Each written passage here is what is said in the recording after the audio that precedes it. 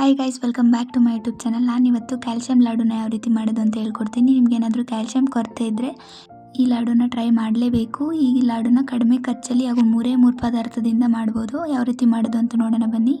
ಅದಕ್ಕೂ ಮುಂಚೆ ನೀವೇನಾದರೂ ನಮ್ಮ ಚಾನಲ್ನ ಸಬ್ಸ್ಕ್ರೈಬ್ ಮಾಡ್ಕೊಂಡಿಲ್ಲ ಅಂದರೆ ಇದೇ ಥರ ರೆಸಿಪೀಸ್ಗಾಗಿ ಬೇಗ ಸಬ್ಸ್ಕ್ರೈಬ್ ಮಾಡ್ಕೊಳ್ಳಿ. ಬೆಲ್ ಐಕಾನ್ ಮೇಲೆ ಕ್ಲಿಕ್ ಮಾಡಿ. ಇವಾಗ ಒಂದು ಪಾತ್ರೆಗೆ 1 ಕಪ್ ಆಗೋಷ್ಟು ಬಿಳಿ ಎಳ್ಳನ್ನ ಹಾಕ್ಕೊಂಡು ಅದು ಸ್ವಲ್ಪ ಕಲರ್ ಚೇಂಜ್ ಆಗೋ ತನಕ ಹುರ್ಕೊಳ್ಳೋಣ. ಅದು ಚಿಟಾಪಟ ಅನ್ನತ್ತೆ, ಅವಾಗ ನಿಮಗೆ ಗೊತ್ತಾಗುತ್ತೆ. ಅಲ್ಲಿ ತನಕ ಹುರ್ಕೊಳ್ಳೋಣ.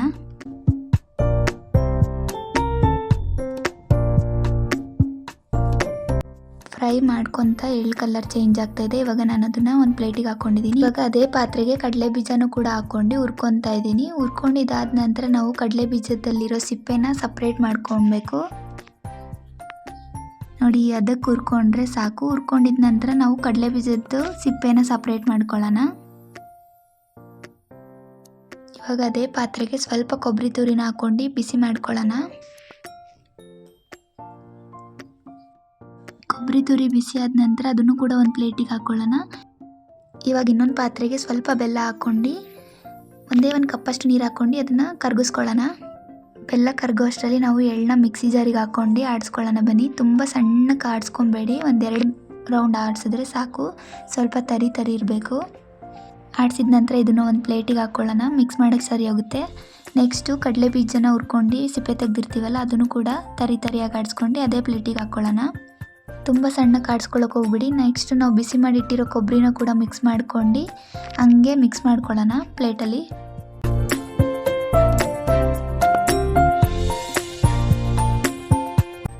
ಇವಾಗ ಬೆಲ್ಲ ಕರಗಿದೆ, ಅದು ಪಾಕದ ಥರ ಆದ ನಂತರ ನಾವು ಇದನ್ನು ಆ್ಯಡ್ ಮಾಡ್ಕೊಂಡು ಮಿಕ್ಸ್ ಮಾಡ್ಕೊಬೇಕು. ಉಂಡೆ ಥರ ಕಟ್ಕೊಳ್ಳೋ ಥರ ಮಿಕ್ಸ್ ಮಾಡ್ಕೊಳ್ಳಿ, ತುಂಬ ತೆಳ್ಳಗೆ ಮಾಡ್ಕೊಬೇಡಿ.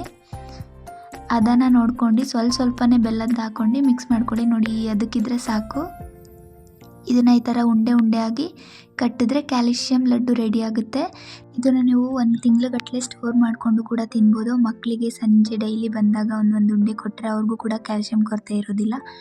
ಮಕ್ಕಳಷ್ಟೇ ಅಲ್ಲ, ದೊಡ್ಡವರು ಕೂಡ ತಿನ್ಬೋದು. ಡೈಲಿ ಒಂದೊಂದು ಉಂಡೆ ತಿಂದರೆ ಸಾಕು, ತುಂಬಾ ರುಚಿಯಾಗಿರುತ್ತೆ. ನೀವು ಕೂಡ ಒಂದ್ಸಲಿ ಟ್ರೈ ಮಾಡಿ. ಅದು ತುಂಬ ದುಡ್ಡು ಖರ್ಚು ಮಾಡಿ ಡ್ರೈ ಫ್ರೂಟ್ಸ್ ಲಾಡು ತಿನ್ನೋದಕ್ಕಿಂತ ಇದು ಬೆಟರ್ ಅಂತಲೇ ಅನಿಸುತ್ತೆ. ತುಂಬಾ ಕಮ್ಮಿ ಖರ್ಚಲ್ಲೇ ಮಾಡ್ಬೋದು. ಈ ವಿಡಿಯೋ ನಿಮ್ಗೆ ಏನಾದರೂ ಇಷ್ಟ ಆದರೆ ಲೈಕ್ ಮಾಡಿ, ಶೇರ್ ಮಾಡಿ, ಕಮೆಂಟ್ ಮಾಡಿ, ಸಬ್ಸ್ಕ್ರೈಬ್ ಮಾಡ್ಕೊಳ್ಳಿ. Thanks for watching.